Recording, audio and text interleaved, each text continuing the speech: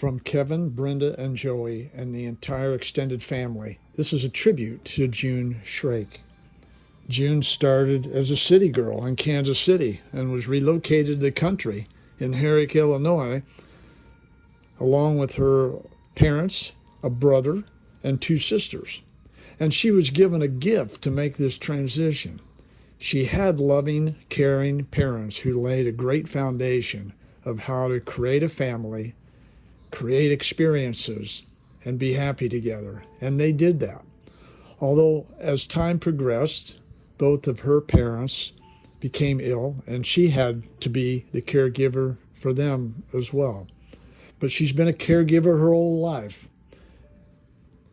She met her love of her life, Vivan, as a teenager in Cowden, Illinois, and they got married at a young age, went into the service for 2 years, and came back to Shelbyville and began their life together, which included a young daughter, Brenda, and a motorcycle.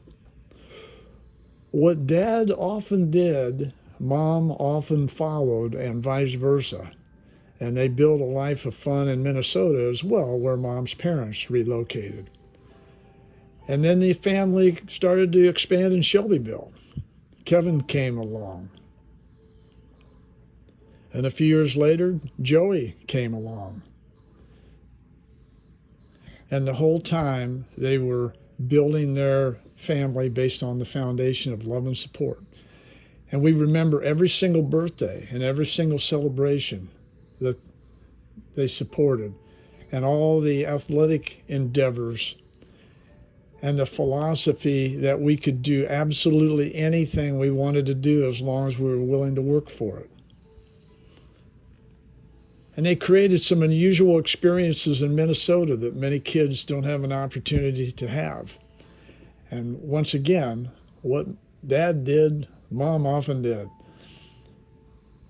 Then their kids began to have their own kids. But the only thing that changed was the scenery and the names, because the love and support that June provided to her grandchildren were just like her own children. But she always supported her own children and their spouses. Wherever we went, wherever we had to go, whatever we needed support on, they were there.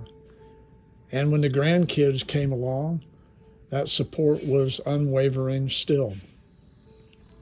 And did I mention where Mom went, Dad often followed and went, and vice versa? I think that's evident.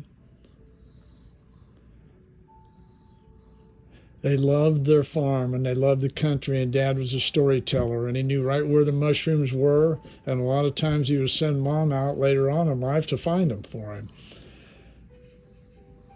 They loved that property.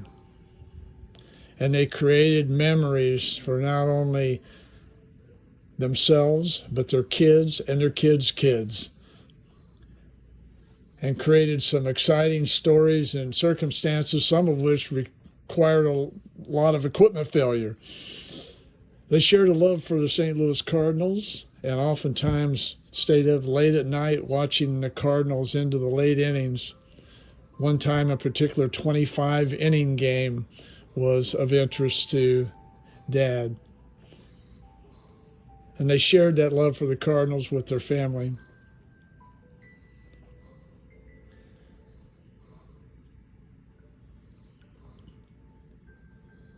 But as always happens, people get older, things change, the world changes. But what didn't change was the love between June and Vivan. They were always there to offer a bit of technical advice or a Twinkie. They were our rock, our foundation of our family. They treated our spouses like their own children, and our spouses treated them like their own parents in return.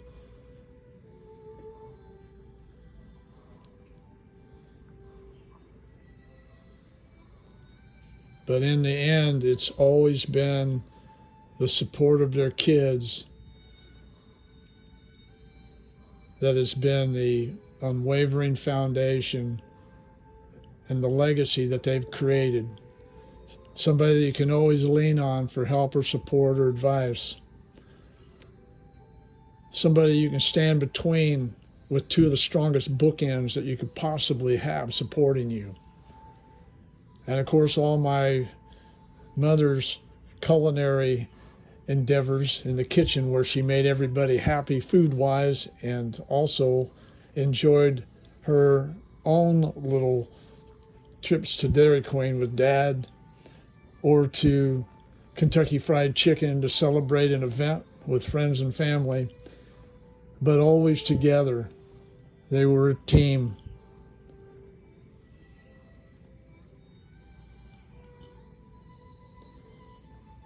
And once again, times change, we change, the world changes, we get older.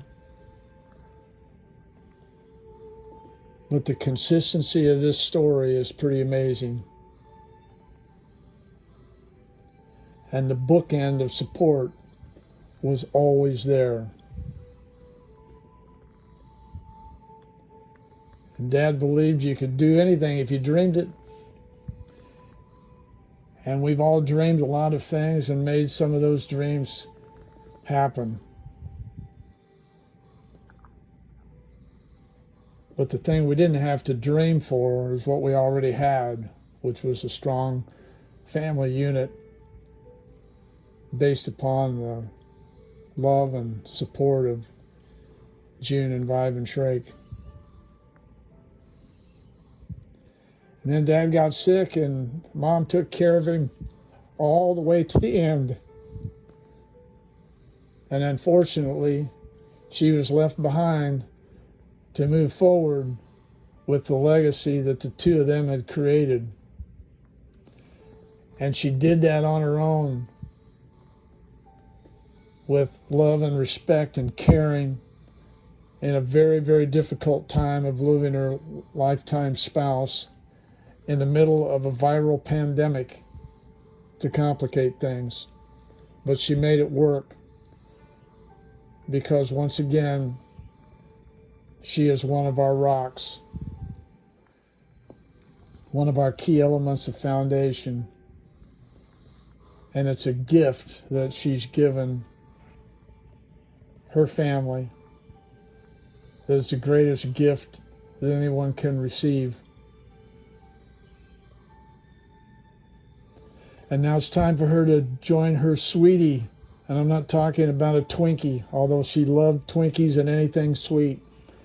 I'm talking about her long-time, lifelong sweetheart, who's coming now to bring her with him to an area that is ageless, that is timeless, where there's no pain, where there's no sorrow, there's only love and happiness. And that's something now that they'll be able to share for eternity. And for that, we're grateful. So now comes the challenge to us. What do you do with this legacy that has been created? Now it's time for the kids to carry it on, but we're not kids anymore. We're elderly adults ourselves. But this will be an easy thing for us to do because it's all we've ever known. In the last few days of her life, Mom expressed to me that she'd really love to go fishing, and that she would really, really love to go back to the farm. And I'm so grateful and thankful for the fact that I know that she's been able to do both. We love you.